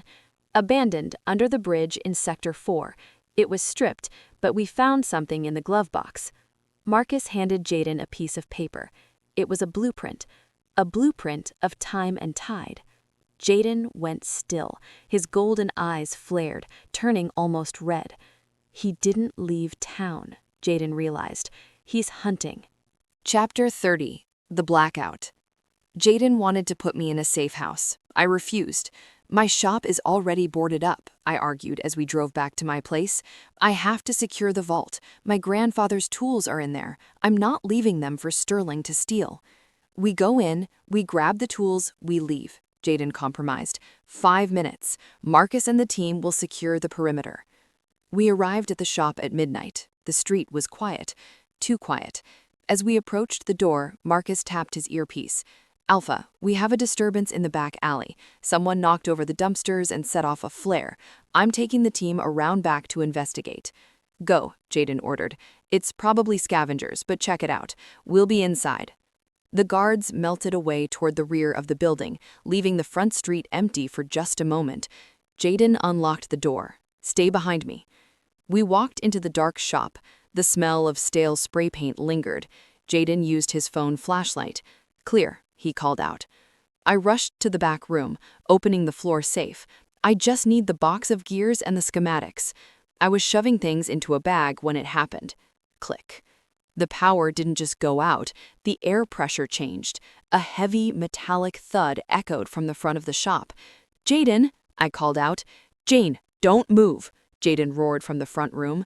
Then a sound I never wanted to hear, the hiss of gas. He cut the lines, Jayden shouted. Get out, the back door. I scrambled for the rear exit. I grabbed the handle. It was hot, burning hot. It's blocked, I screamed. Jayden, there's fire. Through the window of the back door, I saw flames licking up the wood. Sterling wasn't inside. He had rigged the place from the outside. He wasn't trying to rob me. He was trying to burn me out. I ran back toward the front. The room was filled with smoke. Jayden! I saw him. He was trying to kick down the front security gate, but it had been chained shut from the outside. Heavy industrial chains.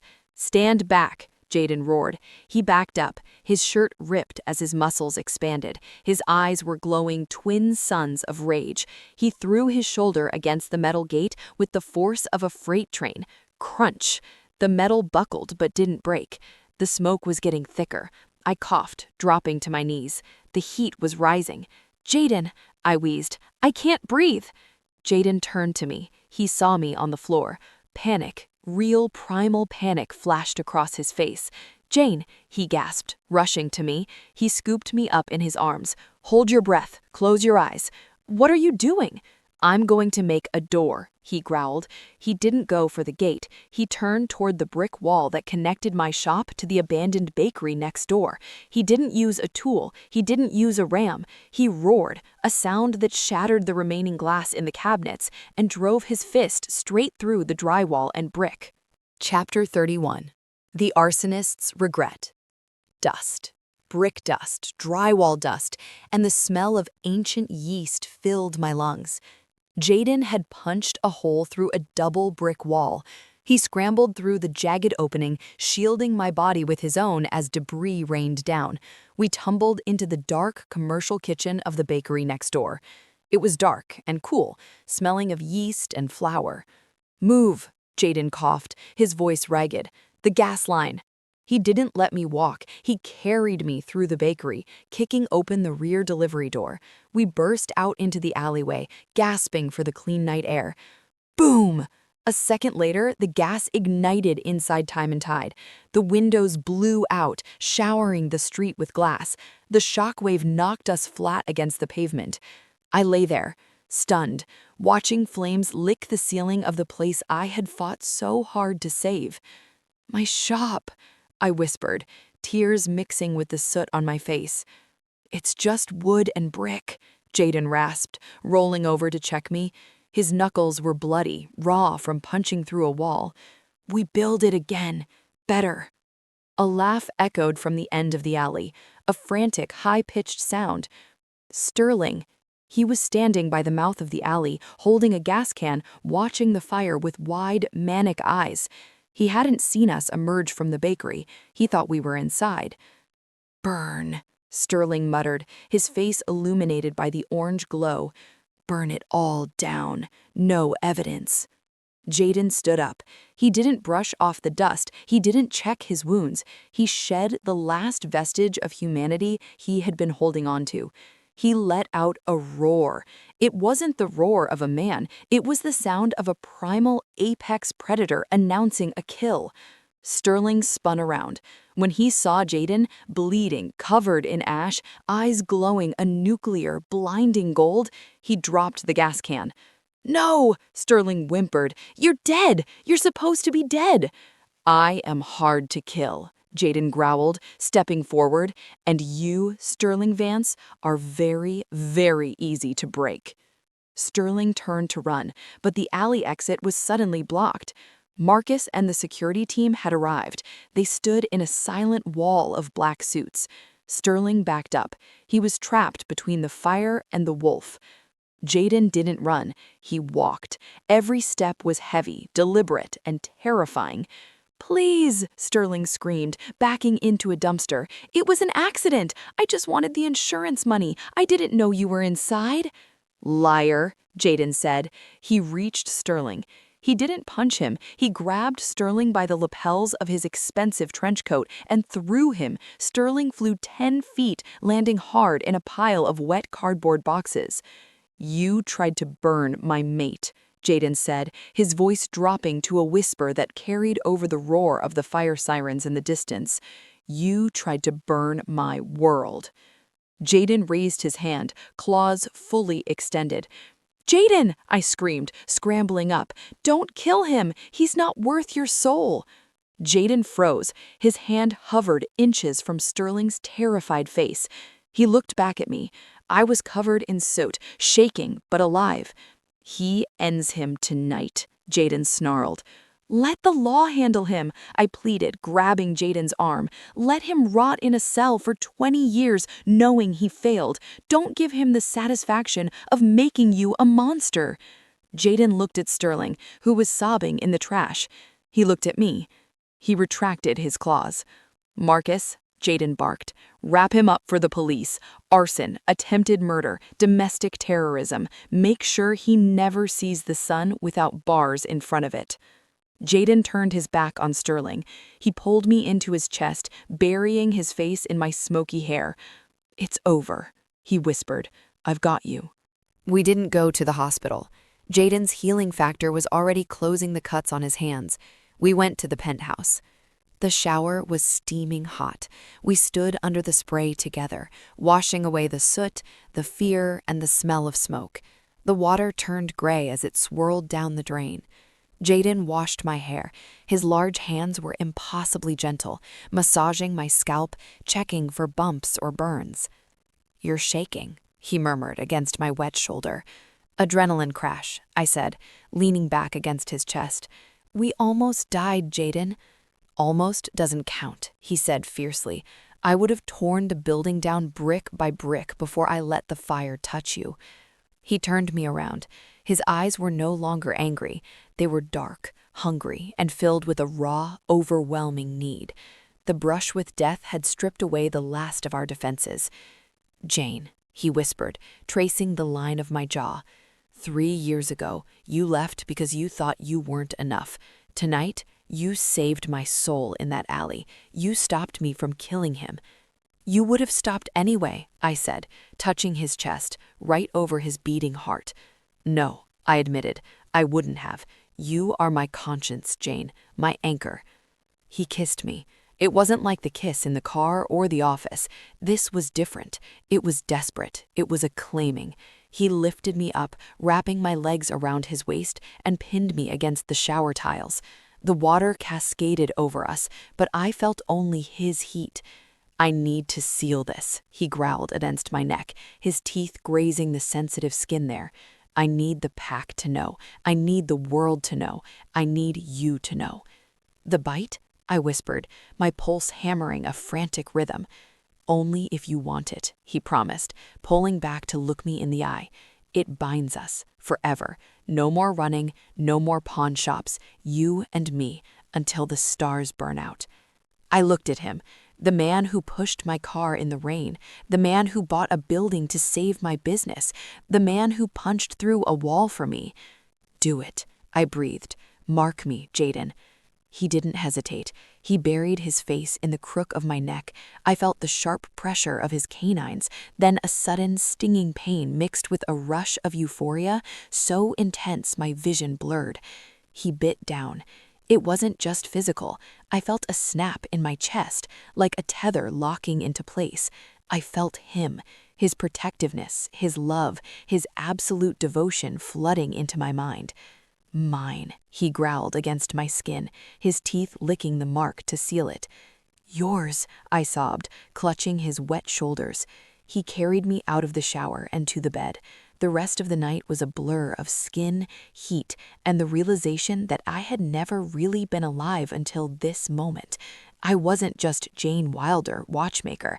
I was the Alpha's mate, and I was home. Chapter 33. The Lemon and the Legacy. 6 months later.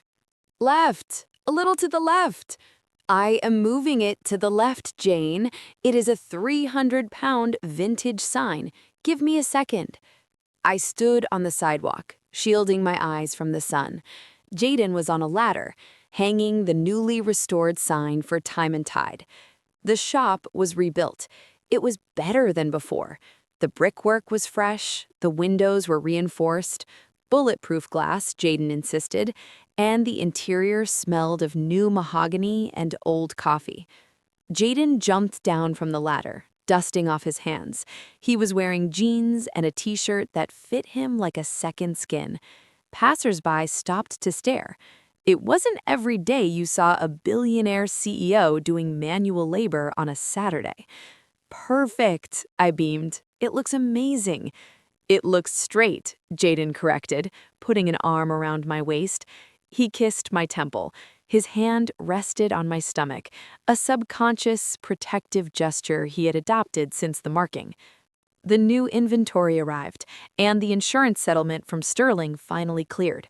Sterling Vance was currently serving a 20-year sentence in a federal prison for arson and fraud. Lydia Corvus had testified against him to save her own reputation. "Good," Jayden said. "You can buy more tools." "Or," I grinned, "I can buy a new car." Jayden stiffened. "Finally, we can burn the lemon. I'll buy the gasoline." "Hey, don't talk about her like that." I slapped his chest. "I wasn't going to get rid of her. I was going to give her a friend. But actually, I think I'll keep her. She's a classic." Jayden groaned. "Jane, the car is a death trap. It has no airbags. It smells like crayons." "It smells like memories," I argued. "It's where you pushed me in the rain. It's where we had our first fight. It stays." We walked toward the curb. The lemon was parked there, gleaming in the sun. "Get in," I said, dangling the keys. "I'm driving us to lunch." "Tacos?" "Tacos." Jayden sighed, the sound of a man who knew he had lost the battle but won the war. He squeezed his massive frame into the passenger seat, his knees hitting the dashboard. I got in the driver's seat. I looked at the ring on my finger, the meteorite and diamond that had started it all. I looked at the mark on my neck, hidden beneath my hair but buzzing with warmth. And I looked at the alpha warlord crammed into my tiny yellow car. "You know," I said, starting the engine, "you really can't return me now. Store policy." Jayden smirked, that same devastating, arrogant smirk that I had fallen in love with years ago. He reached over and rested his hand on my thigh. "I wouldn't take a refund if you paid me $1 billion, Jane," he murmured. "Now drive. The lemon awaits." We pulled out into traffic, a yellow speck in a sea of gray, heading toward a future that was messy, loud, and absolutely perfect. The end.